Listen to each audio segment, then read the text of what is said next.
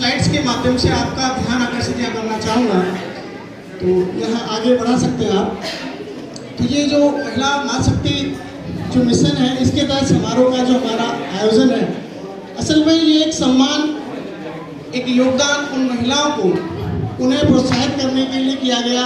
ये एक ऐसा मंच है जहां हम उनकी उपलब्धियों का जश्न मना रहे हैं और वो उपलब्धियां जो भविष्य के लिए प्रेरणा लेती हैं, और साथ ही ये समारोह महिला सशक्तिकरण और लैंगिक समानता के संदेश को फैलाने में महत्वपूर्ण निभाता है।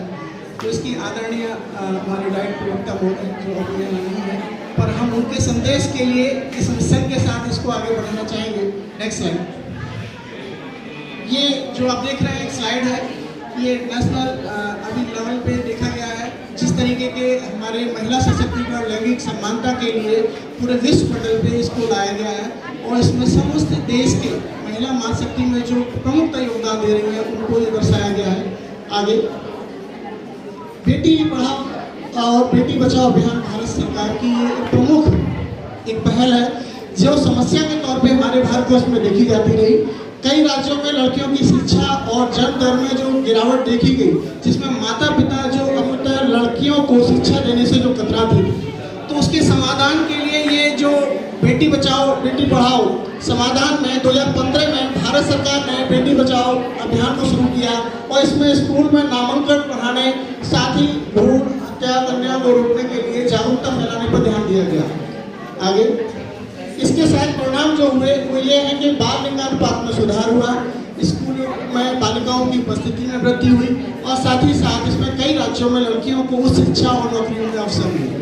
दूसरा, इसमें जो केस स्टडी हमने की और देखा, कई बार हमने ऐसे विद्यालयों में जो KGB भी हमारा विद्यालय हर ब्लॉक में होता है, हर ब्लॉक में इसमें हमने जाके पता किया, और वहाँ पे जब देखा तो समस्या के तौर पे ये देखा जा रहा था कि ग्रामीण और पिछड़े इलाकों में लड़कियों की शिक्षा पर कम ध्यान दिया जाता था, जिसके लिए सामाजिक और आर्थिक कारणों से लड़कियों की स्कूल ड्रॉप आउट दर अधिक थी। Next slide. तो इसके समाधान के तौर पर 2004 में भारत सरकार ने KGB योजना शुरू की, जिसमें 6 से 8वीं कक्षा तक की गरीब और हाशिए पर जो रहने वाली जो लड़कियों के लिए आवासीय स्कूल खोले गए, जिनके साथ परिणाम जो देखे गए वो ये हैं कि लाखों लड़कियों को निःशुल्क शिक्षा, भोजन, आवास की सुविधा मिली, और साथ ही स्कूल ड्रॉप आउट में दर में कमी आई।